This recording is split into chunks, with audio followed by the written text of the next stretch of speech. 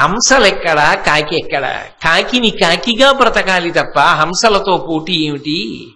కింద పడితే సముద్రంలో పడిపోతానని నన్ను కాపాడమంది. అప్పుడు హంసలు జాగ్రత్తగా కాకిని తీసుకొచ్చి నీళ్లలో పడకుండా ఒడ్డుని దింపేసి ఇంకెప్పుడు నీ శక్తికి మించిన పనులు తలకెత్తుకోకి ఇలాగే ఉంటుందని చెప్పి వెళ్ళిపోయి. కర్ణ కథ విన్నావా? ఈ కథలో కాకి నువ్వే, హంసలు పాండవులు. భీష్మాచార్యుల వారు, ద్రోణాచార్యుల వారు వాళ్ళిద్దరూ కూడా మహాభారత సంగ్రామమునందు కౌరవులకి సర్వసైన్యాధిపత్యం నిరపిన తరువాత పతనమైపోయారు. అంటే ఇద్దరు శరీరములను విడిచిపెట్టేశారు. యుద్ధమునందు వీరస్వర్గం అలంకరించారు. అలా వాళ్ళిద్దరూ శరీరత్యాగం చేసిన తరువాత కర్ణుడికి సర్వసైన్యాధిపతిగా దుర్యోధనుడు పట్టాభిషేకం చేశాడు. పట్టాభిషేకం చేసిన తరువాత యుద్ధం ప్రారంభం అయ్యేటటువంటి సందర్భం ఏర్పడింది. కర్ణుడు యుద్ధానికి బయలుదేరాలి. మొదటి రోజు యుద్ధం జరిగినప్పుడు గొప్ప సంగ్రామం జరిగింది. ఆ కర్ణుడు కూడా విజృంభించి యుద్ధం చేశాడు. కానీ చీకటి పడేసరికి మాత్రం యథార్థానికి కర్ణుడి పక్షం వైపు, అంటే దుర్యోధనుడి పక్షం వైపు చాలా గొప్ప నష్టం సంభవించింది. ఇంత గొప్ప నష్టం సంభవించినప్పుడు ఏం చెయ్యాలి? తరువాత అంత నష్టం జరగకుండా మళ్ళీ ఎలా పూడ్చుకోవాలి, ఎటువంటి వ్యూహాన్ని అనుసరించాలి అనేటటువంటి దాని మీద తర్జన భర్జన పడ్డారు. ఏనుగు మొలకి కట్టేటటువంటి మొలత్రాడు ఏది ఉంటుందో దాన్ని జెండాగా స్వీకరించి ఉంటాడు కర్ణుడు. అందుకని ఆ ఏనుగు మొలత్రాడు జెండాగా కలిగినటువంటి కర్ణుడు తనకి సర్వసైన్యాధిపత్యం ఇవ్వగానే దుర్యోధనుడికి అభయం ఇచ్చాడు. నా ప్రతాపం చేత, నా శౌర్యం చేత పాండవులను నిర్జిస్తాను. అర్జునుణ్ణి సంహరించి ఈ అఖండ భూమండలాన్ని కూడా నీకు కట్టబెడతాను. నువ్వు సార్వభౌముడవై యథేచ్ఛగా పరిపాలన చేద్దువుగానివి అని మొదటి రోజు మకర వ్యూహాన్ని రచించాడు. దానికి సమర్థవంతంగా ఎదుర్కొనడం కోసం అర్జునుడు అర్ధచంద్ర వ్యూహాన్ని రచించాడు. ఆ యుద్ధం జరిగినప్పుడు కర్ణుడు యుద్ధానికి వెడితే నకులుడు యుద్ధభూమిని విడిచిపెట్టి పారిపోయాడు, కర్ణుడితో యుద్ధం చెయ్యలేక. అంటే యథార్థానికి ఆ రోజున కర్ణుడు తలుచుకుంటే నకులుణ్ణి సంహరించగలడు. కానీ కేవలముగా కుంతీదేవికి తానిచ్చినటువంటి మాట జ్ఞాపకానికి వచ్చి నకులుణ్ణి సంహరించకుండా విడిచిపెట్టేశాడు. ఆ తర్వాత మొదటి రోజు యుద్ధం పూర్తయినప్పుడు బేరీజు వేసుకుంటే ధర్మరాజు గారి పక్షం కన్నా నిజానికి దుర్యోధనుడి పక్షం వైపే ఎక్కువ నష్టం జరిగింది. రెండవ రోజు యుద్ధానికి బయలుదేరే ముందు కర్ణుడు దుర్యోధనుణ్ణి పిలిచి కొన్ని మాటలు చెప్పాడు. అర్జునుడు నాకన్నా గొప్పవాడేం కాదు. ఆయన దగ్గర ఎన్ని దివ్యమైనటువంటి అస్త్రములున్నాయో అన్ని దివ్యమైనటువంటి అస్త్రములు నా దగ్గర కూడా ఉన్నాయి.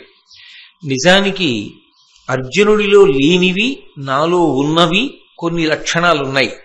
గట్టితనం గాని, చురుకుతనం గాని, లక్ష్యాన్ని గురి చూసి కొట్టడం గాని, నేర్పు గాని, లేకపోయినట్టయితే శౌర్యము కాని, ధైర్యముతో తెగించి యుద్ధభూమిలోకి వెళ్ళడం కాని, అపారమైన బాహుబలం గాని అర్జునుడి కన్నా నాకే ఎక్కువ. అందుచేత దుర్యోధన, నువ్వు బెంగపెట్టుకోవలసిన అవసరం లేదు. అర్జునుడు నాకు ఎదురుగుండా నిలబడి యుద్ధం చెయ్యలేడు. కాబట్టి అర్జునుడిని సంహరిస్తాను.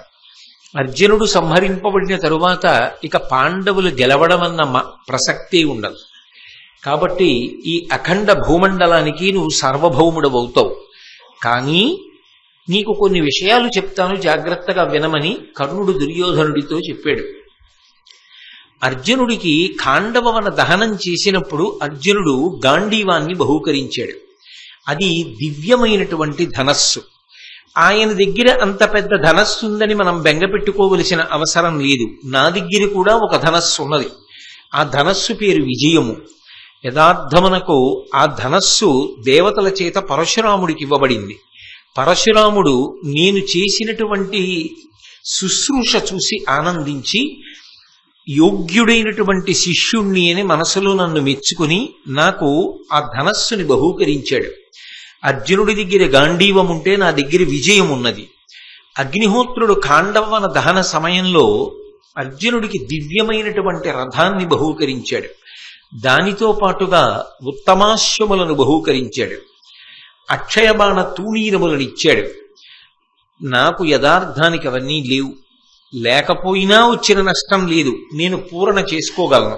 ఎందుకని అంటే నేను ఒక రథం మీద వెడుతున్నప్పుడు ఆ రథానికి ఏదైనా వైక్లభ్యం జరిగితే దాన్ని అధిగమించడం కోసం నన్ను అనుగమించి ఉత్తమమైనటువంటి రథములు వస్తూ ఉంటాయి. కాబట్టి అర్జునుడికి అగ్నిహోత్రుడిచ్చిన రథం లాంటి రథం నాకు లేదన్న బెంగ లేదు. ఇక అర్జునుడికి అక్షయబాణ తూణీరాలున్నాయి. అందులో ఎన్ని బాణములను తీసినప్పటికీ ఇంకా కొత్తగా బాణములు వస్తూ ఉంటాయి. అయితే నాకలా బాణములను ఇవ్వగలిగినటువంటి అక్షయ బాణ తూణీరములు లేవనేటటువంటి బెంగ పెట్టుకోవలసిన అవసరం లేకుండా ఎన్నో బాణములను ఆయుధములను రథంలో వేసుకుని నేను వెనకాతల తీసుకుని వెడతాను. కాబట్టి నా దగ్గర కూడా ఆయుధాలు అయిపోయాయి అన్న ప్రసక్తి రాదు, బెంగలేదు, పూరణ చేస్తాను. అగ్నిహోత్రుడిచ్చినటువంటి గుర్రాలు అర్జునుడి దగ్గర ఉన్నాయి. నేను కూడా ఉత్తమాశ్వములను నా రథానికి కట్టి తీసుకుని వెడతాను. అది కాక ఎటూ నా వెనక వచ్చేటటువంటి కొన్ని రథాలకి ఉత్తమాశ్వములు పూంచబడి ఉంటాయి. ఇక నాకు లేనిది అర్జునుడికి ఉన్నది ఒకే ఒక్కటి. సారథి అర్జునుడికి చాలా గట్టివాడు. సాక్షాత్తు శ్రీకృష్ణ పరమాత్మ. కేవలము రథసారథ్యం చేయడం కాదు, ప్రమాదభరితమైనటువంటి పరిస్థితులు ఏర్పడినప్పుడు ఎలా అధిగమించాలో సలహా చెప్తాడు. పొదివి పట్టుకుని కాపాడుకుంటాడు. నాకు అటువంటి సారథి లేడు. నాకు కూడా రథాన్ని నడపడానికి ఉత్తముడైనటువంటి సారథిని నువ్వు నియమించగలిగితే నా ప్రతాపం ఏమిటో ఇవాళ యుద్ధ భూమిలో చూద్దుగానివి. కాబట్టి నాకు ఒక మంచి సారథిని ఇవ్వవలసింది అని అడిగాడు. అడగగానే తప్పకుండా నీకు అటువంటి సారథిని ఇతపూర్వమే నేను తీసుకొచ్చి సిద్ధం చేసి ఉంచాను, కాబట్టి బెంగబెట్టుకోకు, నీకు అటువంటి సారథిని ఏర్పాటు చేస్తాను, కృష్ణుడితో తుల్యమైనటువంటి సారథి అన్నాడు. ఎవరైనా? శల్యుడు. మీరందరూ మహాభారతంలో శల్యుడు అన్న ప్రసంగాన్ని విని ఉన్నారు. మద్రదేశాధిపతి, మాద్రికి స్వయంగా సోదరుడు. అటువంటి మద్రదేశాధిపతి అయినటువంటి శల్యుడు యథార్థమునకు నకుల సహదేవులకు మేనమామ కాబట్టి ధర్మరాజుకు కూడా మేనమామ. మేనమామ మేనల్లుళ్ళకి సహాయం చెయ్యాలి. అందుకే మహాభారత యుద్ధం ప్రారంభం అవుతోంది అనగానే ఆయన కూడా బయలుదేరి వచ్చాడు.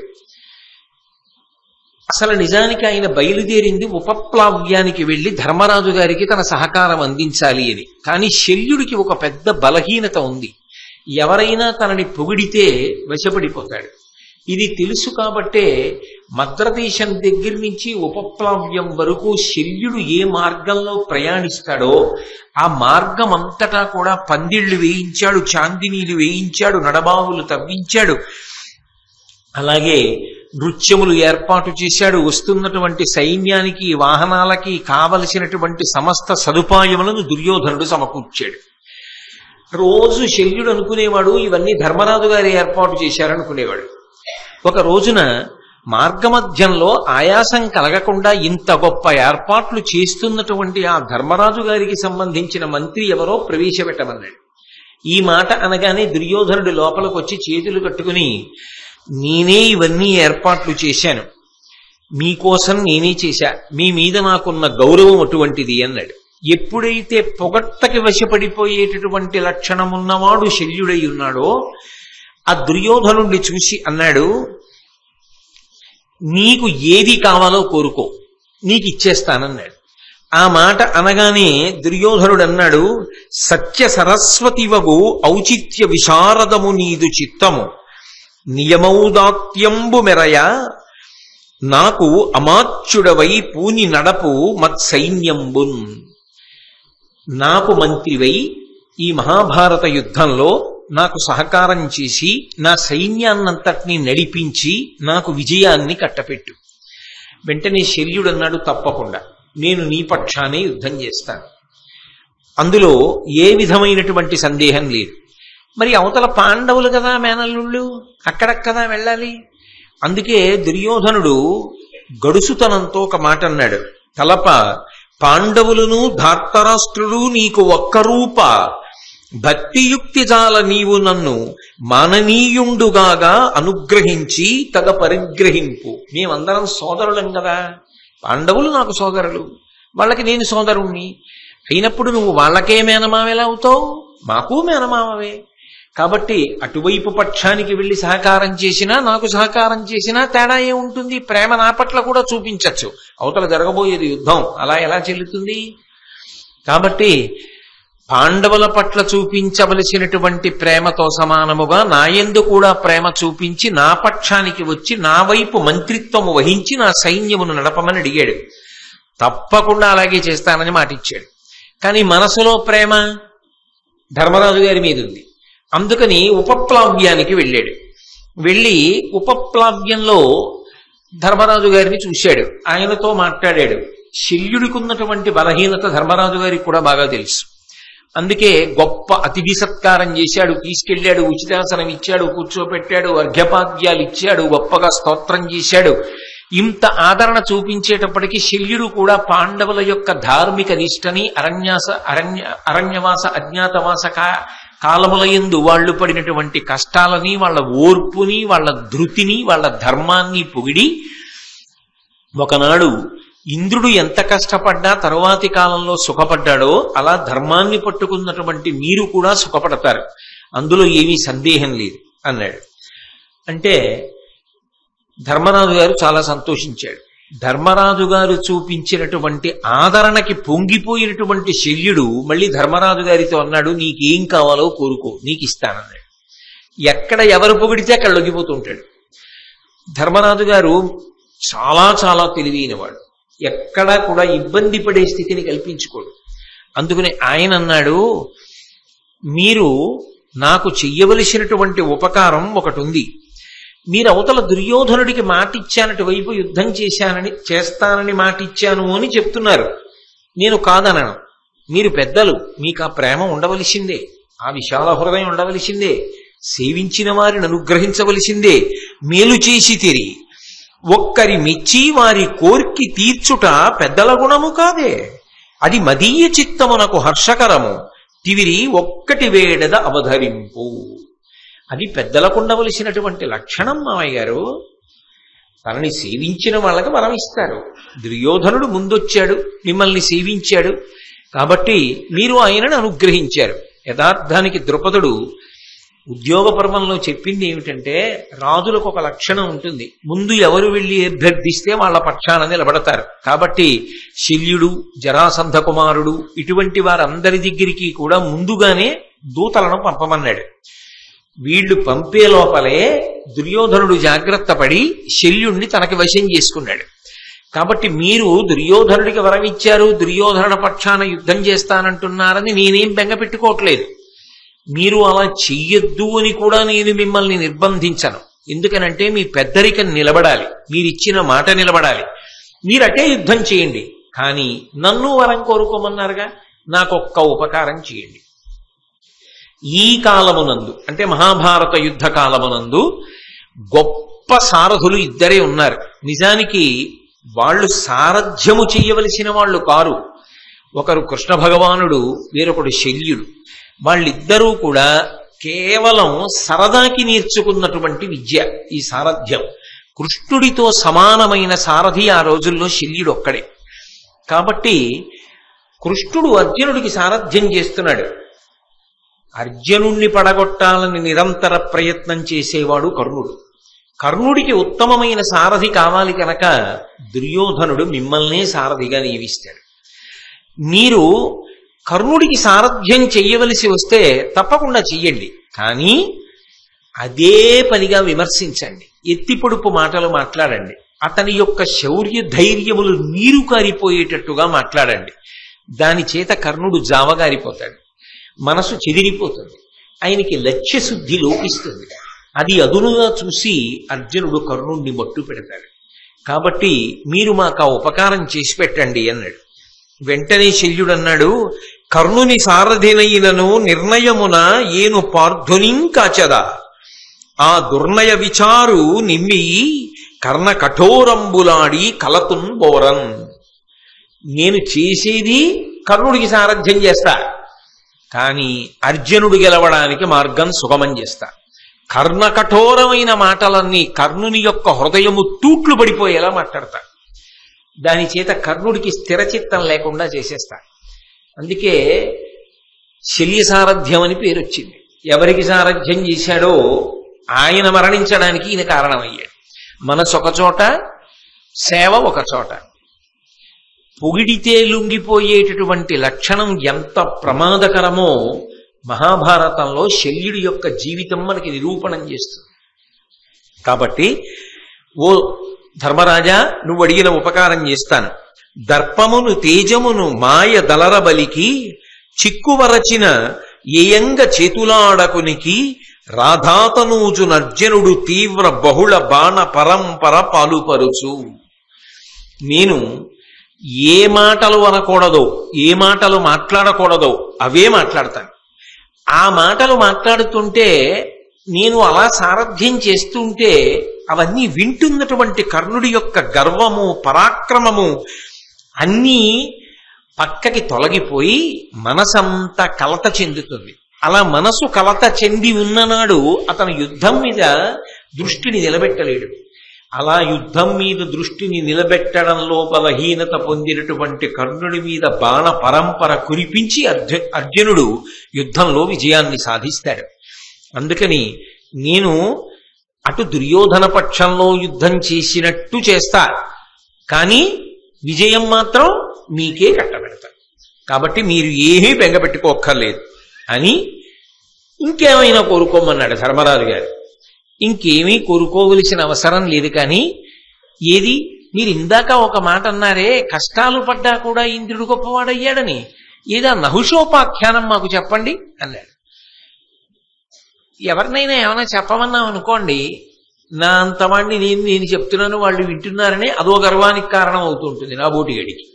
అందుకని ఆ శల్యుడు ఎప్పుడైతే నహుషోపాఖ్యానం చెప్పమని ధర్మరాజు గారు అడిగాడో పొంగిపోయి నన్నింత ఆదరిస్తున్నాడు, ధర్మరాజు మొదలైన వాళ్ళందరూ కింద కూర్చుని వింటున్నారని చెప్పి ఆ ధర్మరాజు గారికి నహుషోపాఖ్యానాన్నంతటినీ కూడా వివరించి చిట్ట చివర అదిగో ఆ నహుషుడు ఎలా పతనమైపోయాడో ఆ దుర్యోధనుడు అలాగే పతనమైపోతాడు, నువ్వు బెగ పెట్టుకోకని బోరడించి అక్కడి నుంచి బయలుదేరి హస్తినాపురానికి వెళ్ళాడు. హస్తినాపురానికి వెళ్ళిన తర్వాత మొదటి రోజు యుద్ధం అయిపోగానే ఇది తెలియని కర్ణుడు దుర్యోధనుడి దగ్గరికి వెళ్ళి నాకు కృష్ణుడితో తుల్యమైన సారథి కావాలని అడిగాడు. ఆయన ప్రారంధం అలా వచ్చింది పాపం.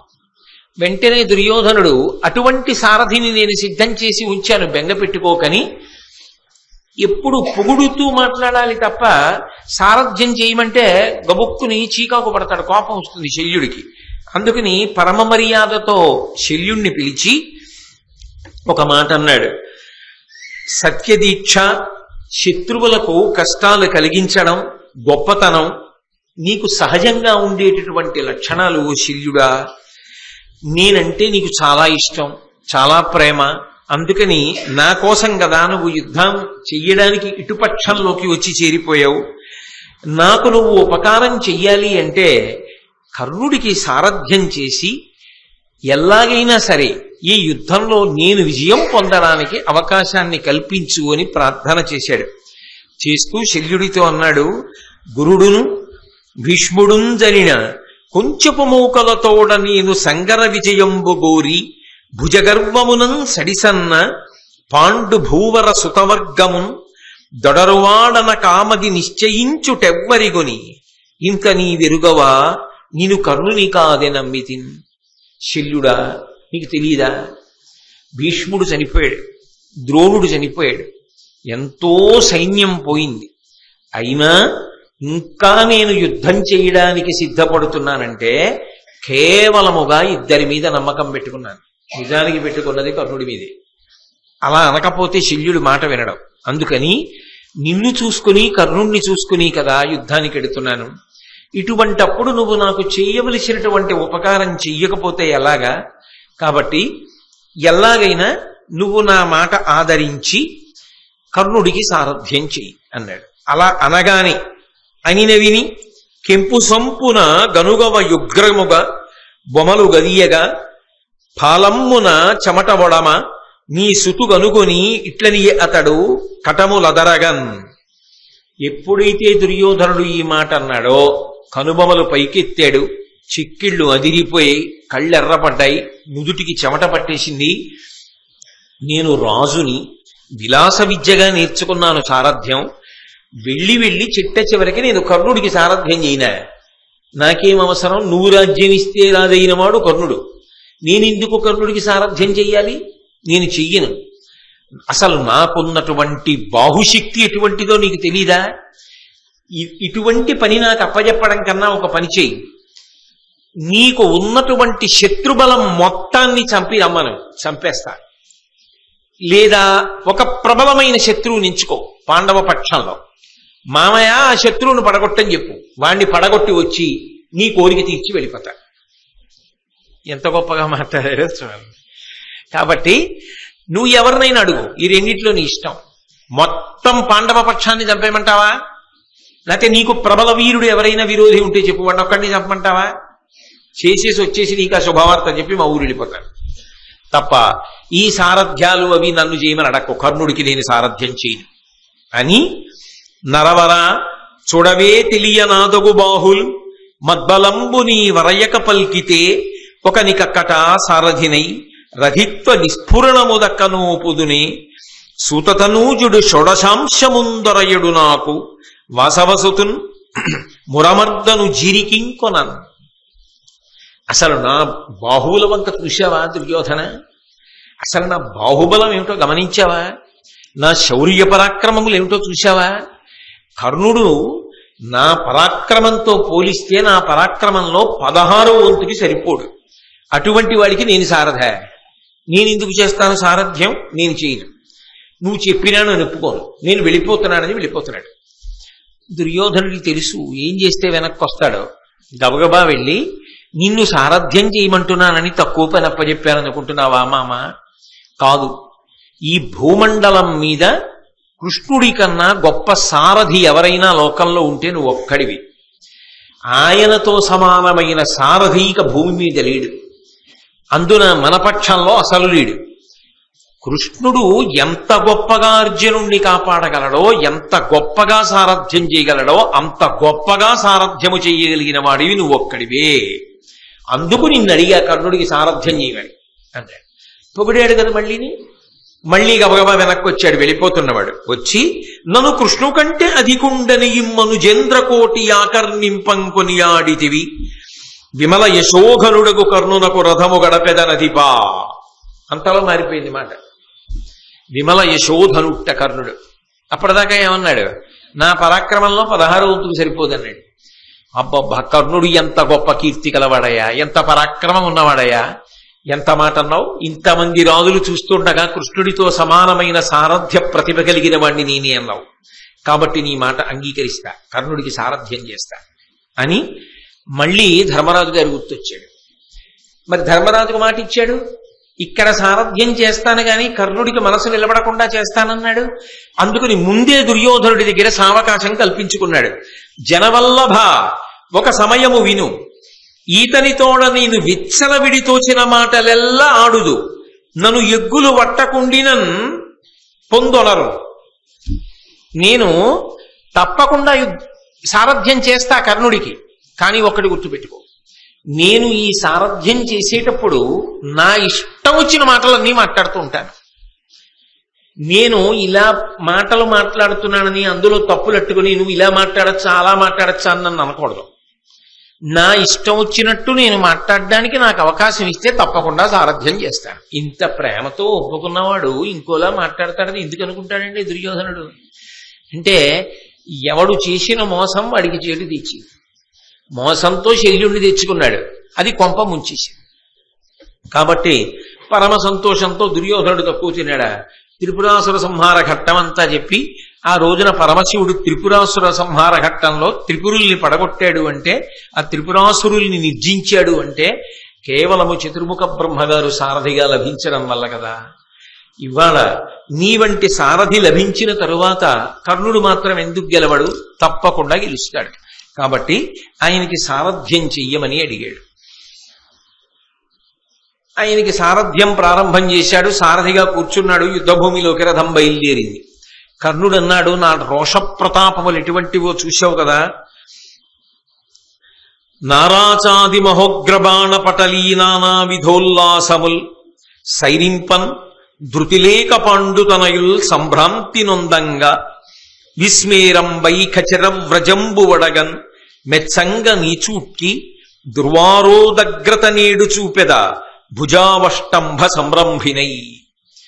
దేవతలందరూ కూడా ఆశ్చర్యపోతుండగా నా యుద్ధం యొక్క గొప్పతనం ఏమిటో చూసి నువ్వు ఆశ్చర్యపోయి వెనక్కి తిరిగి కనుబొమలెత్తి నన్ను అభినందిస్తుంటే పాండవులందరూ కాకావికలైపోయేటట్టుగా ఇవాళ నా పరాక్రమం ఏమిటో చూపిస్తాను. శల్య, రథం నడుపు, యుద్ధభూమిలోకి పోని. అర్జునుడు ఎక్కడైనా దొరికితే రథం చూపించు, చూపించిన వాడికి బహుమానాలు కూడా ఇస్తానన్నాడు.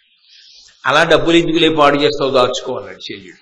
అని వెంటనే ఓ మాట అన్నాడు, రోషమహాటోపభీషణ హరితోడ సమరంబునకు హరిణముగడంగి దాన ధారాభీల దంతావళముతోడ సంగ్రామమునకు శిశంబుగడగి చండ స్వభావోగ్ర పుండరీకముతోడ ఆజికి సారమీయంబుగడగి దారుణ తుండాతి ఘోర గృధ్రముతోడ కలహంబునకు ఉరగంబుగడగి అడరునట్లు కాదే అస్త్రకళా సముజ్వలుడు పార్థుతోడ సంగరమునకీవు గడగి అడరుటెల్లరాధేయ నీకెట్టి బలము నమ్మ ఎందుగలదు. ఏమిటో రాధేయుడా, కర్ణుడా, ఏమిటేమిటో మాట్లాడుతున్నావు. నువ్వు వెడుతున్నది ఎవరి మీదకి యుద్ధానికో తెలుసా? అర్జునుడి మీద యుద్ధం చేస్తానని వెడుతున్నావు. అది ఎలా ఉందో తెలుసా నువ్వు చెప్పే మాట వినడానికి? కోరి కోరి ఒక జింక సింహంతో యుద్ధం చేయడానికి వెడితే ఎలా ఉంటుంది? ఒక ఏనుగు జోలికి ఒక కుందేలు వెడితే ఎలా ఉంటుంది? ఒక భయంకరమైనటువంటి పెద్ద పులితో యుద్ధం చేయడానికి ఒక కుక్క వెడితే ఎలా ఉంటుంది? బ్రహ్మాండమైనటువంటి గ్రద్ద ఒకటి భూమి మీదకి వస్తుంటే దానికి అడ్డుబడి పావు దాంతో యుద్ధానికి వెడితే ఎలా ఉంటుంది? పాండవులతో యుద్ధం, అందులో అర్జునుడితో యుద్ధం అటువంటిది. నీకెందుకయ్యా నీకు అక్కర్లేని పనులు? నువ్వేమో అదిగో రెండో పక్షంలో చెప్పిన జింక అటువంటి వాడివి, వాళ్ళేమో పెద్ద పులులు, సింహాలు, గరుడ పక్షులు అటువంటి వాళ్ళు. ఆ అర్జునుడితో నీకెందుకు యుద్ధం? నీ మాన నువ్వేదో హాయిగా జీవనం చేయక ఎందుకంటావు నీకు యుద్ధాలు అని అంటూ ఆ శల్యుడు కర్ణుడి యొక్క హృదయం తూట్లు పడిపోయేటట్టుగా మాట్లాడాడు. నిజంగా సగం శల్యుడే చంపేశాడు. అసలు మానసిక స్థిమితం లేకుండా చేసేశాడు కర్ణుణ్ణి.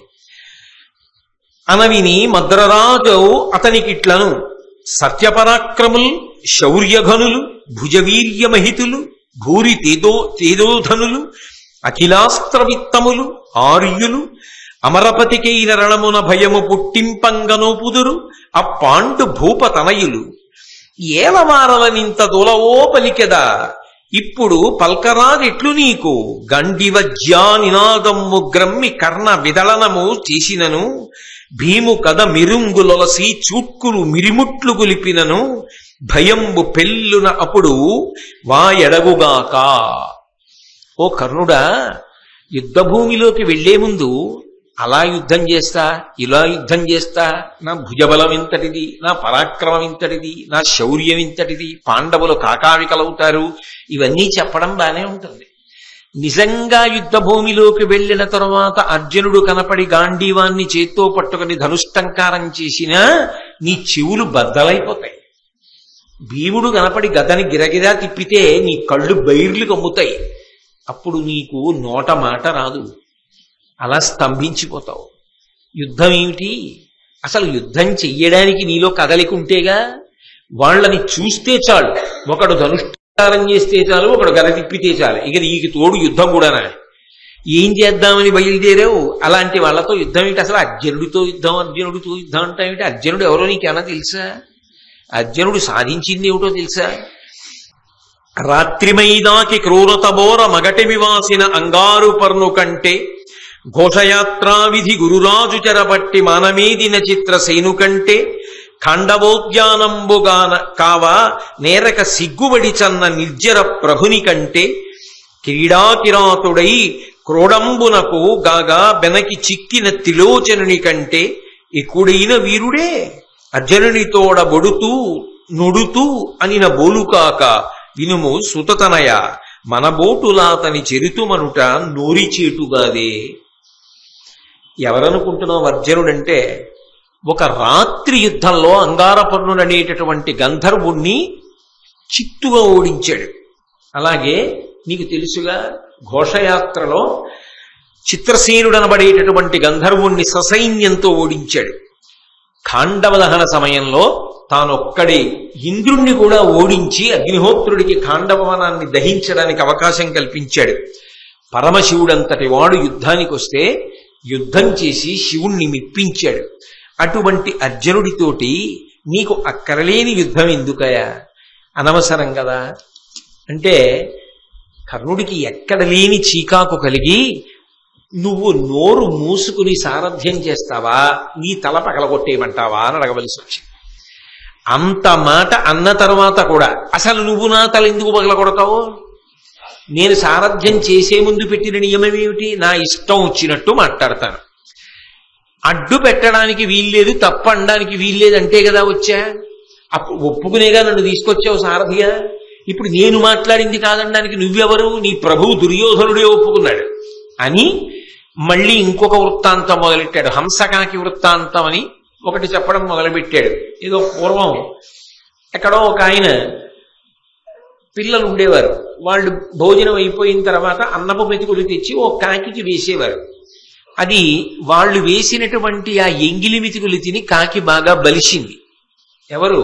శల్యుడు చెప్తున్న కథ. ఎంగిలి మెతుకులు తిన్న కాకి బాగా బలిసింది. కొన్నాళ్ళైన తరువాత హంసల గుంపు ఒకట ఆ ఊరొచ్చింది. బాగా బలిసిన కాకి ఆ హంసల్ని చూసి, ఈ హంసలెంత, నాతో పోటీకి ఎక్కడికి రాగలవు అంది. ఈ పిల్లలు, ఈ కాకి వేపున్న పిల్లలు ఉన్నారే, వాళ్ళు అన్నారు, ఆ హంసలెంత పాటి నువ్వు తలుచుకుంటే ఓడించలేవు, పోటీకి రమ్మనన్నారు. మిగిలిన కాకులన్నీ ఆ కాకి పక్షాన చేరాయి. మాటలు కాదు, రండి పోటీకి, మా కాకితో సమానంగా ఎగరండి, మా కాకి శతగతుల 100 రకాలుగా ఎగురుతుంది అన్నారు. అనేటప్పటికీ ఆ హంసలున్నాయి, కాకి కాకే, హంస హంసే, నీకు మాతో పోటీ ఏమిటి, నిష్కారణంగా పాడైపోతావు, వద్దు అన్నా కూడా కాకి వేపు ఉన్న కాకుల గుంపు గాని కాకి గాని వినకుండా హంసల్ని రెచ్చగొట్టాయి. హంసలున్నాయి, పోన్లే అలాగే రా, పందానికి తెలుస్తుంది మేమేమిటో నువ్వేమిటో అన్నాయి. అని అది సముద్రంలో ఉన్నటువంటి ద్వీపకల్పం కాబట్టి ఆ సముద్రం మీదకి ఎగిరాయి హంసలు. ఈ కాకి కూడా ఎగిరి మొదట్లో హంసలు మెల్లిగా ఎగురుతున్నాయి. ఇది ముందుకెళ్ళిపోయి వెనక పడిపోయి అని చెప్పి వెక్కిరించడానికి వెనక్కి వచ్చింది. వాటి ముక్కు మీద ముక్కెట్టింది, వాటి ఈకల్ని తన ఈకలతో రాసింది, మళ్ళీ ముందుకెళ్ళింది, మళ్ళీ వెనక్కి వచ్చింది. ఎంత దూరం వెళ్ళినా వాటికి శ్రమ లేదు. ముందుకి వెనక్కి తిరగడంలో, అక్కర్లేని ప్రయాణంలో, ఎగరడంలో కాకి బడలికొచ్చింది. ఇంకా ఎగరలేదు. కింద చూస్తే చెట్టు లేదు, ఆకు లేదు, కొమ్మ లేదు, పొద లేదు. కింద పడితే సముద్రం, ఏ మొసలు తింటుందో తెలియదు, ఏ పాము మింగేస్తుందో తెలియదు. పైకి ఎగురుదామంటే ఓపిక లేదు. హంసలతో మొరబెట్టుకుంది, బుద్ధి గడ్డి తిని మీతో పోటీకి వచ్చాను, మీరు హంసలు. హంసలెక్కడా, కాకి ఎక్కడా? కాకిని కాకిగా బ్రతకాలి తప్ప హంసలతో పోటీ ఏమిటి? కింద పడితే సముద్రంలో పడిపోతానని నన్ను కాపాడమంది. అప్పుడు హంసలు జాగ్రత్తగా కాకిని తీసుకొచ్చి నీళ్లలో పడకుండా ఒడ్డుని దింపేసి, ఇంకెప్పుడు నీ శక్తికి మించిన పనులు తలకెత్తుకోకి ఇలాగే ఉంటుందని చెప్పి వెళ్ళిపోయి. కర్ణ, కథ విన్నావా? ఈ కథలో కాకి నువ్వే, హంసలు పాండవులు. కాబట్టి నీకెందుకయా అక్కర్లేని యుద్ధం అని ఇవన్నీ మాట్లాడుతుంటే నిజంగా అసలు పాప కర్ణుడికి ఏమి యుద్ధం చేస్తారండి? అడుగడుగున ఆపకుండా మాట్లాడుతూనే ఉన్నాడు. అలా విసిగించేశాడు అర్జునుడు. ఆఖరికి అలాగే తట్టుకుని ఈయన అంటున్నటువంటి మాటలన్నింటినీ కూడా దాటి మనసుని చిక్కబట్టి యుద్ధం చేస్తున్నాడు. ఆ యుద్ధం చేస్తుండగా ఒక పర్యాయం ధర్మరాజు గారు చిక్కాడు. ఆ ధర్మరాజు గారిని ఓడించాడు. తలుచుకుంటే కర్ణుడు ఆ రోజున అప్పుడే ధర్మరాజుని సంహరించగలడు. సంపకుండా తల్లి కుంతీదేవికి ఇచ్చిన మాట జ్ఞాపకానికి వచ్చింది. అది ఆయన శీలవైభవం, ఆయన గొప్పతనం. ఆయన ధర్మరాజుని చంపలేదు. చంపకుండా ఎగ్గులాడాడు, పరిహాసమాడాడు, వేళాకోళం చేశాడు. క్షత్రియ కులమున జన్మించి ఇది ధర్మము ఇది అధర్మంబని ఎల్లనెరిగి అట్టి నీకిట్టి మహాహవమున ప్రాణములు దాచికొన శాస్త్రములకు తొలగిపోవుట తగుని నీ బుద్ధి కానగనయ్యే నృపనీతి ఎరుంగవు నీవు బ్రాహ్మణాచార వీధివి యాగాధ్యయనముల వర్తింపు కయ్యంబు వలవ ఉడుగుమింకా ననుబోటి దొడరిన ఇంతకంటే ఎడరు వాటిల్లు వేగ పొమ్ము ఇంటికడకు హరియు పార్థుడు ఉన్నడకైన నరుగు ఏను తెగ నీదు ప్రాణానకింత నిజము. ఓ ధర్మరాజా, నువ్వు రాజకుమారుడిగా కదా జన్మించావు, నీకు ధర్మం తెలీదా? ఏది పాటించాలో ఏది పాటించకూడదో తెలీదా? నాతో యుద్ధంలో ఎదురుగుండా నిలబడలేక ఓడిపోయి వెన్నిచ్చి పారిపోతున్నావే ప్రాణాలు నిలబెట్టుకోవడానికి. యుద్ధరంగంలో అలా పారిపోకూడదు, విజయమో వీరస్వర్గమో అని యుద్ధం చెయ్యవలసినటువంటి రాజకుమారుడిగా జన్మించిన వాడివి యుద్ధ భూమిని విడిచిపెట్టి పారిపోతున్నావు. ఇంకా నీకే ధర్మం తెలుసు అసలు? యుద్ధాలు నీకెందుకు గాని చక్కగా వేదాధ్యయనం చేసి యజ్ఞయాగాదులు చేస్తూ ఉంటారు. వాళ్ళ దగ్గరికి వెళ్ళి వాళ్ళతో పాటు కూర్చున్నా యజ్ఞయాగాదులు చేసుకో. లేదా క్షేమంగా ఉంటావు, యుద్ధ భూమిని విడిచిపెట్టి ఇంటికి వెళ్ళిపో. లేదు ఇక్కడే తిరుగుదాం అనుకుంటున్నావా, నీకు భయం లేకుండా ఉండాలంటే కృష్ణార్జునుడి చాటుకుపో తప్ప ఎక్కడ పడితే అక్కడికి వచ్చి మొనగాడినని యుద్ధం చేయకు. చూసావా నీ ప్రారంధం ఎలా అయిందో అని తరిమి తరిమి విడిచిపెట్టాడు. కాబట్టి ఒకానొక సమయంలో కర్ణుడి చేతిలో ధర్మరాజు చిక్కి ప్రాణాలతో బయటపడి ఘోరముగా పరాభవింపబడి యుద్ధభూమి నుంచి తప్పుకున్నాడు. తర్వాత భీముడు ధర్మరాజు గారి జోలికి కర్ణుడు వెళ్ళాడనేటటువంటి కోపంతో ఆ కర్ణుడి మీదకొచ్చి ఒక భయంకరమైనటువంటి బల్యాన్ని విసిరాడు. ఆ బల్యం కర్ణుడి యొక్క శరీరంలోంచి దిగబడి అవతల వైపుకి వెళ్ళిపోయింది. వెంటనే ప్రాణాలు పోయాయా అన్నట్టుగా కర్ణుడు రథంలో ఒరిగిపోయాడు. ఒరిగిపోగానే అర్జునుడు భీముడు తన రథం దిగి పరిగెత్తుకుంటూ వచ్చి కర్ణుడి యొక్క నాలుక కోసైపోయాడు. ఎందుకని అంటే ఈ నాలుకతోటి ఈ నోటితోటి ఒకానొకప్పుడు కురుసభలో మాట్లాడకూడని మాటలు మాట్లాడాడు. కాబట్టి వీడి నాలుక ఉండడానికి వీల్లేదు, వీడి నాలుక కోసేస్తానని నాలుక పైకి లాగి కొయ్యబోయాడు. వెంటనే శల్యుడు జోక్యం చేసుకుని ఒక మాట చెప్పాడు, నువ్వు నాలుక కోసేస్తే చచ్చిపోతాడు, చచ్చిపోలేదు బతికున్నాడు, ఇంకా స్పృహ తప్పాడు.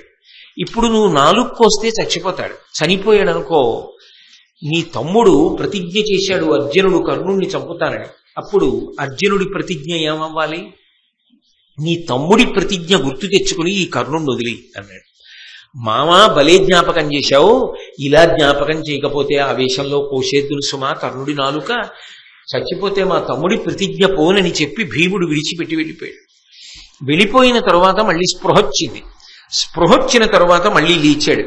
లేచి పాంచాల వీరుల్ని నకుల సహదేవుల్ని ఉపపాండవులను సాత్యకిని విశేషంగా బాధించాడు కర్ణుడు.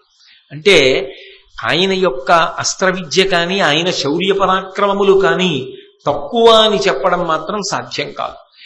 భీముడంటారా మహానుభావుడు, అద్భుతమైనటువంటి యుద్ధవీరుడు.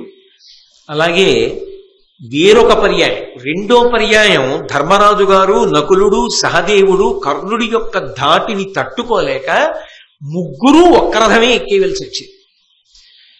కర్ణుడికి దొరికితే చంపేస్తాడని చెప్పి ముగ్గురు ఒక రథమే ఎక్కారు.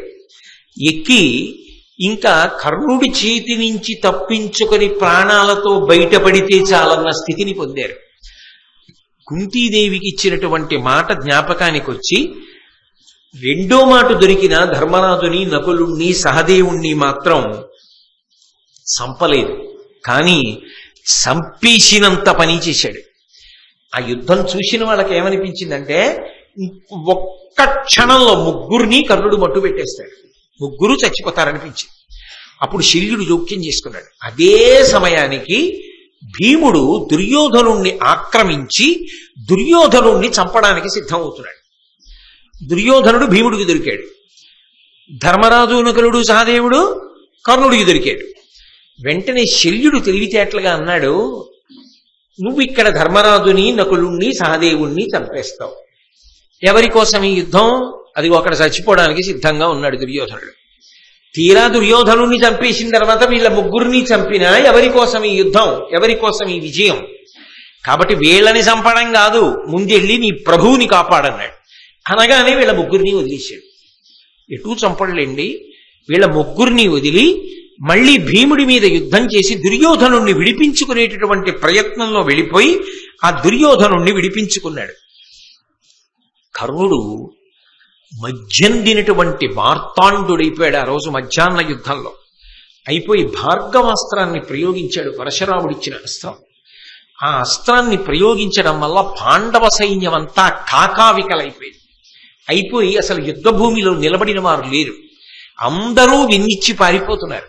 ఆ పారిపోతున్న సమయంలో ఈ గొప్ప ఘోషనంతటినీ కూడా కృష్ణార్జునుడు గమనించారు. గమనించి, ఈ సమయంలో మనం కూడా కర్ణుడి ముందుకు వెళ్ళడం మంచిది కాదు అర్జున. ఎందుచేత అంటే ఆయన దుర్నిరీక్షుడై ఉన్నాడు, చాలా ఉత్సాహంతో ఉన్నాడు. ఇటువంటి సమయంలో మనం ఎదురుబడితే కర్ణుడి యొక్క వీర ప్రదర్శనమునందు తట్టుకు నిలబడగలమన్న నమ్మకం తక్కువ. కాబట్టి కొంతసేపు అసలు కర్ణుడి ముందుకి వెళ్ళదు అన్నాడు కృష్ణుడు. వెంటనే అర్జునుడు అన్నాడు, పట్టపగిలింటి సూర్యుని పగిది కర్ణుడు ఉగ్రమూర్తి అయి వెలుగుచునున్నవాడు, మన రథం విప్పుడు మాధవ మరల నిమ్ము బ్రతికియుండిన శుభములు పడయవచ్చు. అర్జునుడు కూడా ఏమన్నాడంటే, మధ్యాహ్న కాలంలో వెలిగిపోతున్న సూర్యబింబం ఎలా ఉంటుందో కర్ణుడు అలా ఉన్నాడు. అటువంటి యుద్ధం చేస్తున్నాడు. కృష్ణ, నా రథాన్ని కర్ణుడి రథం ముందు పెట్టకు. ఇప్పుడు గాని యుద్ధానికి వెడితే కర్ణుడు నన్ను చంపినా చంపుతాడు. కాబట్టి బ్రతికితే సుఖాలు పొందొచ్చు, రథాన్ని దూరంగా తీసుకుపో అన్నాడు. ఆ తర్వాత ధర్మరాజు గారు ఈ కర్ణుడి చేతిలో ఘోరంగా అవమానింపబడి విడవబడ్డాడు కదా. రెండో మాట నకుల సహదేవులతో కలిపి నకుల సహదేవుల్ని యుద్ధానికి పోయి భీముడికి సహాయం చేయండి అని చెప్పి ఆ కర్ణుడు అన్న మాటలు మనసుని ములుకుల్లా గుచ్చుకుంటుంటే తట్టుకోలేక శిబిరానికి వెళ్ళిపోయి శరీరంలో గుచ్చుకున్న బాణాలన్నీ బయటికి లాగించుకుని అపారమైన శోకంతో పడుకుని ఉన్నాడు. ఆ తర్వాత కృష్ణార్జునుడు ఇద్దరు వచ్చారు. మీరు మహాభారతంలో శ్రీకృష్ణుడు అన్న దగ్గర దాని గురించి సవివరంగా విన్నారు. వచ్చిన తరువాత కర్ణుణ్ణి గెలిచి వచ్చాడు అర్జునుడు అనుకుని ధర్మరాజు గారు మాట్లాడటం, నేను ఇంకా గెలవలేదు అని చెప్పడం, ఆగ్రహించినటువంటి ధర్మరాజు గారు గాంధీవాన్ని కృష్ణుడికి ఇచ్చి కృష్ణుడు గెలుస్తాడన్నాం, గాంధీవం ఎవరికైనా ఇచ్చేయమని ఎవడంటాడో వాడి తల పగలగొట్టేస్తాను, వాడిని చంపేస్తానని ప్రతిజ్ఞ చేశానని చెప్పి అర్జునుడు వరలోంచి కత్తి తీయడం, ఇదెక్కడి గొడవ, శత్రువీరుల్ని చంపడం మానేసి మీలో మీరు పుడుచుకు చచ్చిపోతే ఇంకా యుద్ధం ఎవరి కోసమని కృష్ణుడు ఆపి అర్జునుణ్ణి, పెద్దవాణ్ణి అనరాని మాటలంటే చంపినట్టే. కాబట్టి ధర్మరాజు గారిని కొంతసేపు నింద చేయమంటే ధర్మరాజు గారిని అర్జునుడు నింద చేసి చంపిన దానితో సమానం అయిపోయింది. కాబట్టి ఇప్పుడు కత్తి తీసి తాను పొడి చేసుకోబోయాడు. ఇది నువ్వెందుకు పొడి చేసుకుంటున్నావు అన్నాడు కృష్ణుడు. ఇంతటి మహాత్ముడు ధర్మరాజు గారిని నిందించాను కాబట్టి ఈ శరీరంతో ఉండలేను, నేను పొడి చేసుకుంటానన్నాడు. నేను పొడి చేసుకుంటానంటే మళ్ళీ కృష్ణుడు జోక్యం చేసుకుని, ఎవడిని వాడు పొగుడుకుంటే వాడు మరణించినట్టే, కాబట్టి నిన్ను నీవు పొగిడేసుకో కాసేపు అన్నాడు. అప్పుడు అర్జునుడు మళ్ళీ తనని తాను పొగుడుకున్నాడు. ఇద్దరూ ఉపద్రవంలోంచి గట్టున పడ్డారనుకునేసరికి ఇప్పటి వరకు అర్జునుడు నన్ను ఏదో నింద చెయ్యాలి, కాసేపని నింద చేసినా అందులో సత్యం ఉంది, నా వల్ల వాళ్ళు బాధపడుతున్నారు, నేనే మాయాజూదంలో అనవసరంగా పాల్గొని వీళ్ళందరికీ కష్టాలు తెచ్చాను, నేను అడవికి వెళ్ళిపోయి తపస్సు చేసుకుంటాను, భీముడికి పట్టాభిషేకం చేయండి అని ధర్మరాజు గారు వెళ్ళిపోతున్నాడు. మళ్ళీ కృష్ణుడు వెళ్ళి ధర్మరాజు గారిని పట్టుకుని తీసుకొచ్చి కూర్చోబెట్టాడు. కర్ణుడు కొట్టిన దెబ్బ ధర్మరాజు గారిని శారీరకంగా మానసికంగా బాధ పెట్టి అన్ని మలుపులు తిప్పింది కథని. కృష్ణుడు ఉన్నాడు కాబట్టి నిలబడింది పాండవ శిబిరం, లేకపోతే అసలు ఏమైపోనో కర్ణుడి దెబ్బకి ఆ రోజుని. సరే, అప్పుడు ధర్మరాజు గారికి అర్జునుడు కృష్ణుడు నమస్కారం చేశారు. ఇవాళ కర్ణుణ్ణి చంపి మాత్రమే తిరిగి వస్తాం అని యుద్ధానికి బయలుదేరారు. బయలుదేరేటప్పుడు ఇందాక తిరిగి వస్తున్నప్పుడు అర్జునుడు చూసిన పరిస్థితి ఏమిటి? కర్ణుణ్ణి మధ్యందిన మార్తాండుళ్ళ ఉన్నాడు. అదే పటాటోపంతో, అదే ఆటోపంతో, అదే శౌర్యంతో, అదే పరాక్రమంతో, అదే విజృంభణంతో ఉన్నాడు. ముందు మానసికంగా అర్జునుడిలో ఒక కక్ష, ఒక పగ బాగా ప్రజ్వరిల్లితే తప్ప కర్ణుణ్ణి చంపి తీరాలనేటటువంటి ఉత్సాహం రాదు. అది కృష్ణ సారథ్యం అంటే. కాబట్టి అర్జునుడితో అన్నాడు, నీ అస్త్రశక్తి ఎంతటిదో అర్జున మరిచిపోయావా? నువ్వు వేసినటువంటి బాణ పరంపరలకి తట్టుకోలేక కదా భీష్మాచార్యుడు పడిపోయాడు. నీకే విలువిద్య నేర్పినటువంటి ద్రోణుడే పడిపోయాడే నిన్ను తట్టుకోలేక. మరిచిపోయావా? మాయాద్యూతంలో మిమ్మల్ని అందరినీ ఒకసారి ఓడించి రాజ్యాన్నంతటినీ కబళించి మీ ఒంటి మీదున్న పైబట్టలు కూడా తీయించి కింద పెట్టించారు. రెండో మాట మళ్లీ మాయాద్యూతం ఆడి 12 సంవత్సరములు అరణ్యవాసం, 1 సంవత్సరం అజ్ఞాతవాసం చేయించారు. 13 సంవత్సరాలు మీరు పడ్డ కష్టాలకన్నింటికీ కారణమైన ప్రధానుడు కర్ణుడితో యుద్ధానికి ఎడుతున్నాం. అర్జున, నీ పౌరుషాన్నంతటినీ కూడా పుంజుకో, నీ ప్రతాపాన్నంతటినీ ప్రదర్శించు. కర్ణుడి తల తెగిపోవలసిందే ఇవాళ. కాబట్టి అన్ని పాపములు చేసిన వాడు ఇవాళ నీ కంటపడుతున్నాడు అంటే అర్జునుడిలో ఎంత పౌరుషం పెరుగుతుంది అంటూ ఇంకొక మాట అన్నాడు. అన్నిటికన్నా ఒక్క విషయాన్ని గుర్తుపెట్టుకో. ఏ మత్స్యయంత్రాన్ని కొట్టి నువ్వు ద్రౌపదీదేవిని భార్యగా స్వీకరించడానికి సిద్ధపడ్డావో, తదనంతరం వేదవ్యాసుని యొక్క వాక్కు చేత, కుంతి వాక్కు చేత ద్రౌపదీదేవి మీ 5గురికి భార్య అయిందో, ఎవరు రాజసూయాగం చేసిన తరువాత అవబృధ స్నానం చేసినటువంటి తలకట్టుతో ఆ దుర్యోధనుడి యొక్క సభలోకి ప్రవేశించిందో, ఏ ద్రౌపదీదేవి యొక్క కొప్పు పట్టి ఈడ్చి వస్త్రాపహరణం చేశారో, ఏ ద్రౌపదీదేవి వంక కర్ణుడు తిరిగి జూదంలో ఓడిపోని 6వ భర్తని వెతుక్కో అని నవ్వాడో, అటువంటి దుర్మార్గుడైన కర్ణుడి మీద యుద్ధానికి ఎడుతున్నావు. తల మిగలచ్చా కర్ణుడిది అంటే ఇక అర్జునుడు ఎంత పగతో వెళ్లాలో అంత పగతో వెళ్ళడానికి, అంత ఉత్సాహం పుంజుకోవడానికి కావలసినది నూరి పోషించాడు కృష్ణ పరమాత్మ. చిట్ట చివర నీకు 2 మాటలు చెప్తా అర్జున. నేనే రాయబారానికి వెళ్ళా మీకోసం. నేను రాయబారానికి వెళ్ళినప్పుడు నన్నే పట్టాలి, బంధించాలి అని ప్రయత్నం చేసిన దుష్టచతుష్టయంలో ఈ కర్ణుడు లేడా? కృష్ణుడంటే ప్రాణం అర్జునుడికి. నన్ను పట్టాలనుకున్నాడు కదా, ఇప్పుడు నువ్వు పౌరుషం ప్రదర్శించవా? దానికి ప్రతీకారం ఇప్పుడు చెయ్యవా? అన్నిటికన్నా అర్జున నువ్వు స్మరించవలసినది ఒకటి ఉంది. నీ కొడుకు ముక్కుపచ్చలారని వాడు, మహావీరుడు. నువ్వు లేనప్పుడు పద్మవ్యూహాన్ని భేదించి లోపలికెడితే చుట్టుముట్టి అపాయాన్ని కల్పించి కుట్ర చేసి వెనక నుంచి బాణం వేసి అతని విల్లు విరిచి కత్తి పలక పట్టుకుని ఆకాశానికి ఎగిరి కిందకి దిగుతుంటే అతని పలకని భేదించి ఆ అభిమన్యుడు అర్జున నీ కొడుకు మరణించడానికి కారణం ఆ కర్ణుడే. అటువంటి కర్ణుడితో చాలాసేపు యుద్ధం చేస్తావా? నీతో యుద్ధం చెయ్యలేక కర్ణుడి తల తెగి భూమి మీద పడిపోద్దా? అది నువ్వు చూడద్దా? నీ బంధువులు, నీ యొక్క హితాన్ని కోరుకునేవాళ్ళు, నీ శ్రేయోభిలాషులు ఎంతమంది ఎన్నిసార్లు మనసు కష్టపెట్టుకున్నారా కర్ణుడి యొక్క ప్రవర్తనకి? అటువంటి వాడు ఇవాళ నీకు ఎదురుపడబోతున్నాడు.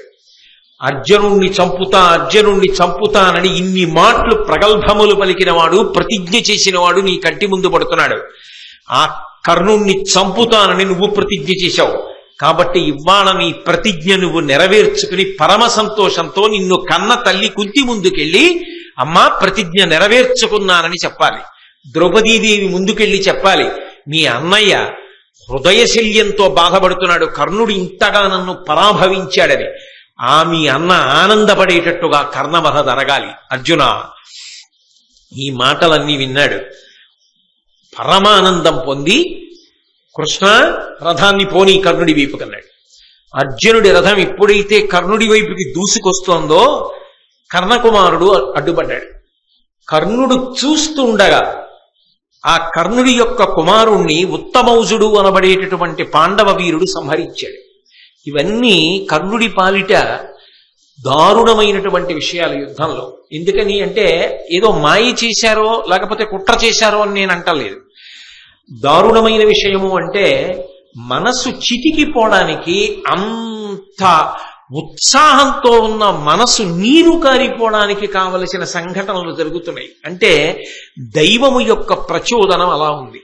భారత యుద్ధం పూర్తి అయిపోవాలంటే కర్ణుడు పడిపోవడం వినా మార్గం లేదు. అందుకే కళ్ళ ముందు కుమారుడు మరణించాడు. ఎంత తండ్రి అయినా ఆ కళ్ళ ముందు కొడుకు పడిపోయినప్పుడు కర్ణుడు తట్టుకోలేకపోయాడు, వివశుడయ్యాడు. 10 మంది కురుకుమారులు అర్జునుణ్ణి ఆపబోయారు. కానీ అర్జునుడు ఆ 10 మందిని సంహరించాడు. ఇంకొంచెం ముందుకెడుతున్న సందర్భంలో భయంకరమైనటువంటి సన్నివేశం జరిగింది. దుశ్శాసనుడు కనబడ్డాడు భీముడికి. ఈ దుర్మార్గుడు నా కన్నుల ఎదురుగుండా ఇవాళ కనబడ్డాడు, వీణ్ణి చంపుతానని ఎక్కడలేని పౌరుష ప్రతాపాలతో భీముడు వెళ్లి గదాయుద్ధం చేసి ఆ దుశ్శాసనుడి యొక్క శరీరాన్ని 2 చేతులతో ఎత్తి పట్టి గిరగిరా తిప్పి నేలకేసి కొట్టి, పాదాలతో శరీరాన్ని తొక్కి, మోకాలితో కంఠం మీద అదిమి పట్టి నొక్కి తలని గిరగిరా తిప్పి, ఇంకా పగ తీరక ఆయన మీద కూర్చుని దుశ్శాసనుడి మీద నృసింహస్వామి హిరణ్యకశిపుని యొక్క గుండెలు ఎలా బద్దలగొట్టాడో అలా వక్షస్థలాన్ని చీల్చి ఆ నెత్తురు దోషిటితో పట్టుకుని త్రాగి, చిన్నప్పుడు తాగిన పాల కన్నా అంతఃపురంలో తాగిన పళ్ళరసాల కింద కక్ష తీరేటట్టు తాగిన ఈ నెత్తురు రుచెక్కువ అని ఆ నెత్తురు తీసి ఒళ్ళంతా చల్లుకుని పదే పదే చుట్టూ తిరుగుతూ వచ్చి దుశ్శాసనుణ్ణి తొక్కుతుంటే అటు దుర్యోధనుడు ఇటు కర్ణుడు బాణం వెయ్యడం కూడా మరిచిపోయి భీముణ్ణి చూస్తూ నిలబడిపోయారు. అంత ఉగ్రమూర్తి అయి ఆ దుశ్శాసనుణ్ణి సంహరించాడు భీముడు. తన కళ్ళ ముందు కొడుకు పోయాడు, కళ్ళ ముందు 10 మంది పోయారు ఆ కురుకుమారు. వెంటనే భయంకరమైన రీతిలో దుశ్శాసనుడు పోయాడు. అసలు ఆ భీముడి యొక్క రూపాన్ని చూశారు. నెత్తురంతా ఒంటి మీద చల్లేసుకుని యుద్ధభూమిలో పరిగెడుతుంటే ఆ భీముణ్ణి చూసి పారిపోయింది కురుసైన్యం అంతా. ఎవరి జోలికి వస్తాడో, ఎవరడ్డొస్తే ఏం చేస్తాడో అని. అటువంటి భీకర సమయంలో మనసంతా కదిలిపోయింది. కర్ణుడు కూడా నిశ్చేష్టుడైపోయాడు, దుర్యోధనుడు నిశ్చేష్టుడైపోయాడు. అటువంటి సమయంలో ఇంకొక 10 మంది కురుకుమారులు భీముడి వైపుకి ఎడుతుంటే అర్జునుడు ఆ 10 మందిని చంపేశాడు. అప్పటికి దుర్యోధనుడి యొక్క 20 మంది సోదరులు పోయారు, కర్ణుడి యొక్క కొడుకు పోయాడు, దుర్యోధనుడి యొక్క తమ్ముడు భీముడి చేతిలో పోయాడు దుశ్శాసనుడు. ఇన్ని వెంట వెంట వెంట వెంట వెంట వెంట ఒక్క క్షణంలో జరిగిపోతున్నాయి.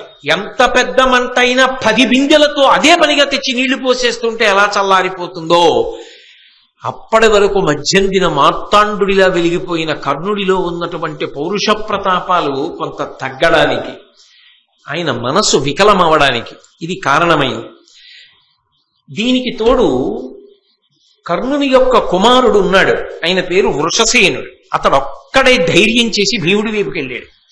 కానీ భీముడు ఆయనతో యుద్ధం చేశాడు. ఈలోగా అర్జునుడు శక్తివంతమైనటువంటి బాణాన్ని ప్రయోగించి కర్ణుడి కళ్ళ ముందే ఆ కొడుకు వృషసేనుడి యొక్క తల తరిగేశాడు. కళ్ళ ముందు ఇంకొక కొడుకు తల తెగి నేల మీద పడిపోయింది. ఇవన్నీ చూసిన తరువాత ఎంతటి వాడికైనా మనస్సు వికలమైపోతుంది. కర్ణుడు అర్జునుడితో యుద్ధానికి వెళ్లే ముందు జరిగినటువంటి సంఘటనల పరంపర. ఈలోగా ఆకాశంలోకి దేవేంద్రుడు, బ్రహ్మగారు, పరమశివుడు వీళ్ళందరూ వచ్చి నించున్నారు. నించుని నరనారాయణులు, ఆ కృష్ణార్జునులు ధర్మ సంస్థాపన కోసం అవతరించిన వాడు. ఈ కర్ణుడు అధర్మపక్షాన్ని ఆశ్రయించినవాడు. ఆయన యందు సుగుణములు ఉండవచ్చుగాక, కానీ ఈ కర్ణుడి శరీరము నేల పడిపోవుగాక. ఇతడు అర్జునుడి చేతిలో ఓడిపోవుగాక, పాండవులు గెలిచెదరుగాక అని ఏకంగా ఇంద్రుడు, బ్రహ్మగారు, పరమశివుడు పైనుంచి ఆశీర్వచనం చేశారు. దానికి తోడు కృష్ణ పరమాత్మ సారథ్యం చేస్తున్నాడు. ఇద్దరి మధ్య భయంకరమైన యుద్ధం ప్రారంభమైంది. అటు కృష్ణార్జునులు ఇద్దరూ శంఖాలు పూరించారు, ఇటు కర్ణశల్యులు ఇద్దరూ శంఖాలు పూరించారు. ఒకరు వేసిన అస్త్రానికి తీసిపోకుండా రెండో వారు అస్త్రం వేస్తున్నారు. కర్ణార్జునుల యొక్క యుద్ధం జరుగుతుంటే ఇక చాలా సైన్యం మనమే ఉంది, క్షణాల మీద కొట్టుకోవచ్చు, చావచ్చు, ఈ యుద్ధం మళ్ళీ చూడడం కుదురుతుందా అని యుద్ధం మానేసి చూస్తూ నిలబడ్డారు. అంత భయంకరమైనటువంటి యుద్ధం జరిగింది. ఇక అర్జునుణ్ణి నిర్జించాలనేటటువంటి బలమైన సంకల్పంతో తాను ఖాండవవన దహనం చేసినప్పుడు తన దగ్గరికి వచ్చి నాగాస్త్రంగా మారినటువంటి అశ్వసేనుడు అనబడేటటువంటి సర్పానికి సంబంధించినటువంటి బాణము కర్ణుడు వరలో పెట్టి ప్రత్యేకంగా చందనముతోటి పుష్పాలతోటి పూజ చేసి ఎప్పుడూ భద్రంగా ఉంచుతాడు. అటువంటి బాణాన్ని తీసి గురి చూసి సంధించి అర్జునుడి మీదకి విడిచిపెడుతున్నాడు. శల్యుడు కర్ణుడి వంక చూసి అన్నాడు, నువ్వు పెట్టిన గురి సరికాదు, కంఠానికి పెట్టపోయి క్రీగంటి దగ్గర పెట్టి మార్చు అన్నాడు. ఈ మాట అనేటప్పటికీ కర్ణుడికి ఎక్కడలేని కోపం వచ్చింది. నేను యోధాన యోధుణ్ణి, నాకు గురి పెట్టడమే రాదా? నువ్వు అన్నావు కాబట్టి నేను గురి మార్చను, నేను అలాగే వేస్తాను బాణాన్ని అని బాణం వేశాడు. అది నిజానికి అర్జునుడి యొక్క కంఠాన్ని ఉత్తరించెయ్యాలి, కానీ సారథ్యం చేస్తున్నవాడు కృష్ణ పరమాత్మ. అందుకే ఆయన రథాన్ని 5 అంగుళాలు భూమిలో దిగబడిపోయేటట్టుగా తొక్కాడు. ఆ బాణం కంఠానికి గురిపెట్టింది. 5 అంగుళాల రథం కిందకెళ్లడంలో, అర్జునుడు కూడా కిందకెళ్లడంలో కిరీటాన్ని కొట్టి వెళ్ళిపోయింది. అయినా పగ తీరకని మళ్లీ వస్తుంటే కృష్ణుడు ఈ వృత్తాంతాన్ని అంతటినీ చెప్పిన కారణం చేత 6 బాణములు ప్రయోగించి అర్జునుడు ఆ సర్ప సంబంధమైన బాణాన్ని తుత్తునియలు చేసేశాడు, ముక్కలు చేసేశాడు. కర్ణుడు ఎంతో కష్టపడి యుద్ధం చేస్తున్నాడు. భార్గవాస్త్రం జ్ఞాపకానికి వస్తుందేమో అర్జునుడి మీద ప్రయోగిద్దామని ఎంతో ప్రయత్నం చేశాడు. పరశురాముడి శాపం ఉంది కదా, భార్గవాస్త్రం స్ఫురణకి రాలేదు. అవతల అర్జునుడు బాణములు కుప్పించేస్తున్నాడు.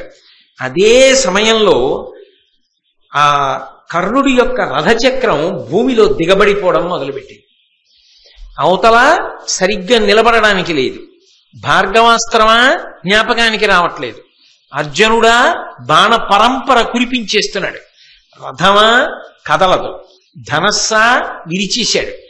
అయినా ఇంకొక ధనస్సుని బాణాన్ని తీసుకుని యుద్ధం చేశాడు. ఎంత గొప్ప యుద్ధం చేశాడంటే గాంధీవం యొక్క అల్లెతాడు కట్టే ముడి విడిపోయేటట్టుగా కొట్టాడు. మళ్లీ ముడిని సరి చేసుకుని అర్జునుడు యుద్ధం చేశాడు. కిందకి దిగి ఆ రథం యొక్క కాడి కింద తన భుజం పెట్టి ఆ రథాన్ని పైకెత్తడం కోసమని ప్రయత్నించాడు. అయినా ఆ రథం పైకి రాలేదు. కానీ ఆశ్చర్యం ఏమిటంటే ఈ భూమి అంతా కులపర్వతాలతోటి సముద్రాలతోటి 6 అంగుళాలు పైకి లేచింది. అంటే కర్ణుడి యొక్క భుజశక్తి అటువంటిది. మొత్తం భూమి లేచింది, కానీ ఆ రథం మాత్రం భూమిలోంచి పైకి రాలేదు. జ్ఞాపకానికి వచ్చింది, ఒకప్పుడు ధేనువుని కొట్టాను, కావాలని కొట్టలేదు, సాధన చేస్తుండగా బాణం తగిలింది. వేడుకున్నాను ఆ బ్రాహ్మణుణ్ణి, నీకు అనేక ఆవులిస్తాను, దూడలిస్తానన్నాను. ఆయన వినలేదు. ఎవరిని మనసులో పెట్టుకుని ఇంత తీవ్ర సాధన చేసి ధేనువు మీద బాణం పడేటట్టుగా కొట్టావో ఆ వీరుడితో యుద్ధం చేసేటప్పుడు నీ రథచక్రము భూమిలో కుంగిపోవుగాక అని శపించాడు. వెంటబడి ప్రతిమాలిన ఆయన అంగీకరించలేదు, ఆ శాపాన్ని ఉపసంహారం చేయలే. అందుకే రథచక్రం భూమిలో దిగబడిపోయింది అనుకున్నాడు. అనుకుని అర్జునుడి వంక చూసి ఆ అర్జునుడన్నాడు, అరదంబు చక్రంబు ధరదాల కృంగిన ఎత్తెద అంతకు నీయకుండు, ఏను భూమిస్థుడ నీవు రథస్థుండ, వియ్యడ తగవగు నీయకునికి విరిదలవానికి విరధుని ఆయుధం విడినవానిని శూరులేయరిందు, మహిత శూరుడవు మాత్రగా ఉత్తమ కులుడవు రణధర్మ కోవిదుండవు, ఇట్టి నీవు తగిన ఎట్టి భంగిన అని చెయ్యవలయు, ఇట్లు చెప్పుటెల్ల పాడి ఏర్పడంగా పలుకుట గాని గోవిందునకును నీకు వెరచి కాదు. అర్జున, నువ్వు రథం మీద ఉన్నావు, నేను భూమి మీద ఉన్నాను. నా రథచక్రం కుంగిపోయింది, నా రథచక్రం భూమిలోంచి పైకి రావట్లేదు. నేను రథాన్ని ఎత్తి సరిచేసుకునే ప్రయత్నం చేస్తున్నాను. అయినా ఎదుటి వీరుడు భూమి మీద ఉన్నా, లేక అస్త్రములను విడిచిపెట్టి వెన్ను చూపించి పారిపోతున్నా, తల విరబోసుకుని ఉన్నా, అటువంటప్పుడు ధర్మాత్ముడైనటువంటి ఎదుటి వీరుడు బాణములు వేసి కొట్టకూడదు. నువ్వు ఉత్తమ వంశమునందు జన్మించావు, గొప్ప అస్త్ర విద్య నేర్చుకున్నావు, ధర్మం తెలిసిన్నవాడివి. నేను ఇప్పుడు బాణములు వెయ్యలేని స్థితిలో ఉన్నాను, రథాన్ని ముందు భూమి మీద సరిచేసుకునే ప్రయత్నంలో ఉన్నా. అయినా నువ్వు ఆపకుండా బాణప్రయోగం చేస్తున్నావు. కొంతసేపు బాణప్రయోగం ఆపు. నీకో గోవిందుడికో భయపడి నేను ఈ మాట చెప్పట్లేదు, ధర్మం చెప్పాలి కాబట్టి చెప్తున్నా. అంటే కృష్ణ పరమాత్మ అన్నాడు, అబ్బా ఇప్పుడు ధర్మం జ్ఞాపకానికి వచ్చిందా? జ్ఞాపకానికి వస్తే రక్షించేది కాదు ధర్మం, అనుష్ఠిస్తే రక్షించేది. నువ్వు ఎంత ధర్మాన్ని అనుష్ఠించావు జీవితంలో? పాండవులను తక్కువ చేసి మాట్లాడినప్పుడు ఈ ధర్మం జ్ఞాపకానికి రాలా? ద్రౌపదీదేవిని అవమానించినప్పుడు ఈ ధర్మం జ్ఞాపకానికి రాలా? అదే పనిగా అర్జునుణ్ణి చిన్నతనం చేసి మాట్లాడినప్పుడు ఈ ధర్మం జ్ఞాపకానికి రాలా? నువ్వు పాటించనిది ధర్మం. నీకు అక్కడికి రమ్మంటే ఎక్కడి నుంచి వస్తుంది? ఇతని రథచక్రము పైకి లేవదు అర్జున, ఎందుకంటే ఇతనికి శాపం ఉన్నది. కాబట్టి నువ్వు వేచి ఉండవలసిన అవసరం లేదు. అతని రథము భూమి మీదకి సక్రమంగా వస్తుందనుకుంటే ఆగవచ్చు, అది వచ్చే సమస్యే లేదు, ఎందుకంటే అది శాపం. కాబట్టి బాణప్రయోగం చెయ్యి అన్నాడు. వెంటనే అర్జునుడు ఒక దివ్యమైనటువంటి బాణాన్ని తీసి, ఏను తపశ్చరణంబున దానంబున గురుజనాభితర్పణమున నిత్యాసూన వ్రతశీలుడనియు కర్ణు తలత్రించు ఈ శరమనియన్. నేను ప్రతిరోజు కూడా పుణ్యకార్యములు చేసిన వాడనైతే, గురుజనులను తృప్తి పరచినటువంటి వాడనైతే, నిత్యానూన వ్రతశీలుడనియు ప్రతిరోజు పుణ్యకర్మలు తప్పకుండా చేసిన వాడనైతే, నేను ఇప్పుడు వేసేటటువంటి ఈ బాణము కర్ణుని యొక్క తలను త్రుంచుగాక అని చెప్పి గాంధీవానికి తొడిగి ఆ బాణాన్ని ప్రయోగించాడు. చరమగిరి నుండి పడియడు తరణికరణి సూతపుత్రు తలవడ కాంతి స్ఫురణోజ్వలంబు అతి సుందరముగు అగు కాయమట్లు ధరణింబడియన్. ఆ అర్జునుడు వేసినటువంటి బాణానికి కంఠం తెగిపోయి ఎంతో అందంగా ఉండేటటువంటి ఆ కర్ణుడి యొక్క తల బంగారు రంగు కలిగినటువంటి శరీరం నుంచి వేరైపోయి నిత్తురు కారుతూ భూమి మీద పడిపోయింది. ఆ శరీరం ఇంకొక పక్కకు పడిపోయింది. అదిప అంతన గనువిచ్చి అఖిల జనలు కనుగొనంగా ఆ యుజ్వల తనువు విడిచిచని సముద్దీప్తమైన తేజంబు వారిజాప్త బింబంబు సొచ్చె అత్యద్భుతముగా. పశ్చిమాద్రిన అస్తమించడానికి సిద్ధపడుతూ ఎరుపు రంగుని పుంజుకుంటున్నటువంటి సూర్యబింబంలోకి కర్ణుడి శరీరంలోంచి ఒక దివ్యమైనటువంటి కాంతి వెళ్ళి కలిసిపోయింది. సూర్య భగవానుడు చూశాట ఆకాశంలోంచి, అబ్బా, నా అనుగ్రహాన్ని పొందినవాడు, నన్ను ఉపాసన చేసినవాడు, నా అంశలో వెలిగినవాడు, భారత యుద్ధానికి కారణమైనవాడు, ధర్మ సంస్థాపనకు నిజానికి పరమ కారణమైనవాడు ఇవాళ యుద్ధ భూమిలో పడిపోయాడు. తల తెగి నిత్తురు కారుతుండగా అలా పడిపోయాడు. ఎవడు రథం మీద నిలబడి ఉండగా భార్గవాస్త్ర ప్రయోగం చేశాడో, ఎవడు పాండవ సైన్యాన్ని కాకావికలు చేశాడో, వాడు లేని రథం ఇప్పుడు మాత్రం ఆ చక్రం భూమి మీదకి మళ్ళీ మామూలుగా వచ్చేసింది అని. ఎంతైనా మరి కొడుకు కదా కర్ణుడు, కిరణములు చేతులు కదా సూర్యుడికి. తల తెగిపోయినటువంటి కర్ణుడి శరీరాన్ని ముట్టుకున్నాయి కదా, స్నానం చెయ్యాలని సముద్రంలోకి సూర్యుడు దిగిపోయాడా అన్నట్టుగా బింబం అస్తమించింది. ముఖం ఎర్రబడి శల్యుడు ఖాళీ రథాన్ని తోలుకుని దుర్యోధనుడి దగ్గరికి వెళ్ళిపోయాడు. కౌరవ సైన్యం అంతా కాకావికలై చెల్లాచెదరైపోయింది. ఇక దుర్యోధనుడి పరిస్థితి చెప్పడానికి ఏముంటుంది? కర్ణుడితో వెళ్ళిన రథం, ఆశలు పెట్టుకున్న రథం కర్ణుడు లేకుండా ఒక్కటే తిరిగి వచ్చేసింది. అప్పుడన్నాడు శల్యుడు, ఇప్పటిదాకా ఎక్కడా చూడలేదో ఈ దుర్యోధన ఇటువంటి యుద్ధం. ఏమి యుద్ధం చేశాడయా కర్ణుడు! మనుష్యులమేమిటయా, దేవతలు వచ్చి ఆకాశంలో నిలబడి చూశారు ఆయన చేసిన యుద్ధాన్ని. కర్ణుడు ధన్యుడు, మహాత్ముడు, మహానుభావుడు, అంత గొప్ప యుద్ధం చేశాడు. ఇన్ని శాపాలుండి కూడా హరివీర భయంకరుడ యుద్ధం చేశాడు.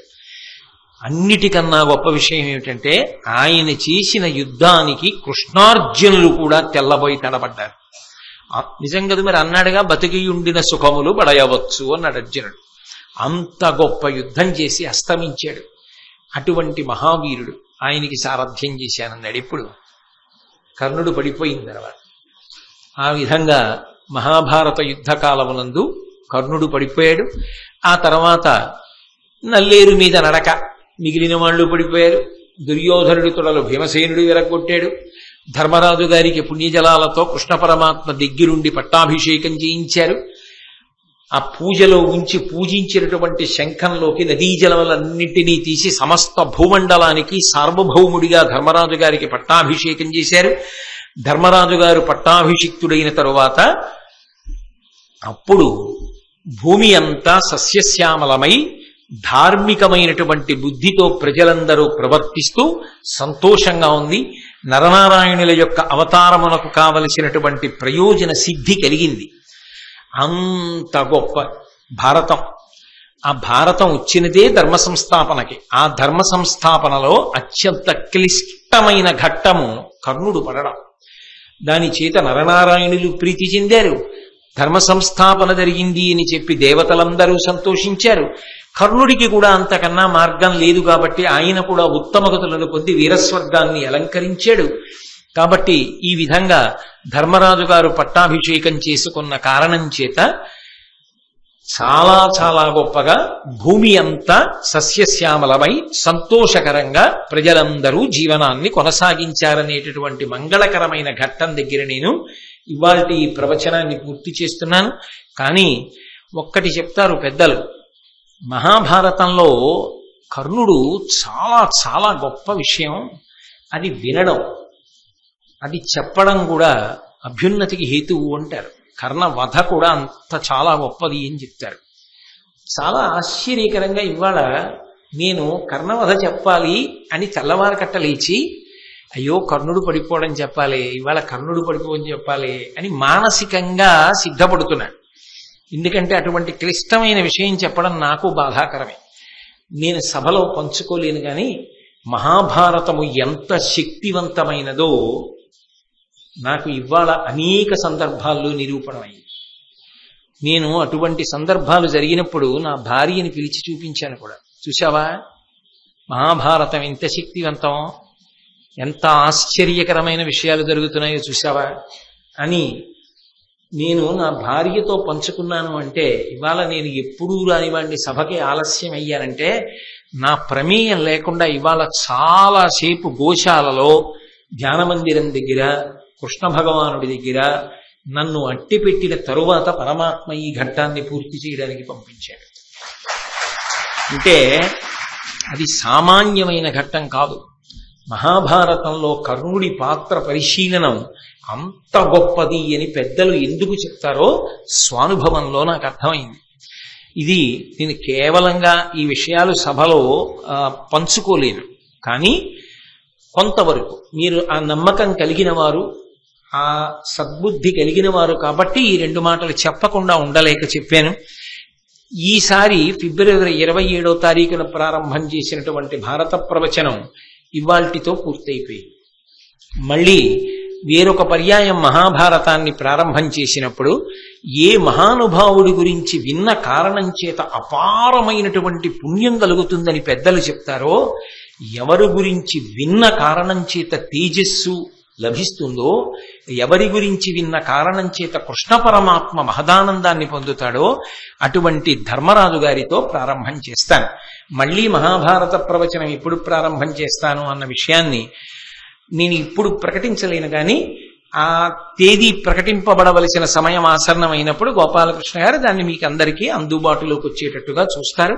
కాబట్టి ఇవాల్టితో ఈ ప్రవచనాలు పూర్తి చేసినట్టు. మంగళాశాసనపరై వేదాచార్య పురోగమై సర్వైశ్చ పూర్వైరాచార్యై సత్కృతాయాస్తు మంగళం. మంగళం కోసలేంద్రాయ మహనీయ గుణాత్మనే చక్రవర్తి తనూజాయ సర్వభౌమాయ మంగళం.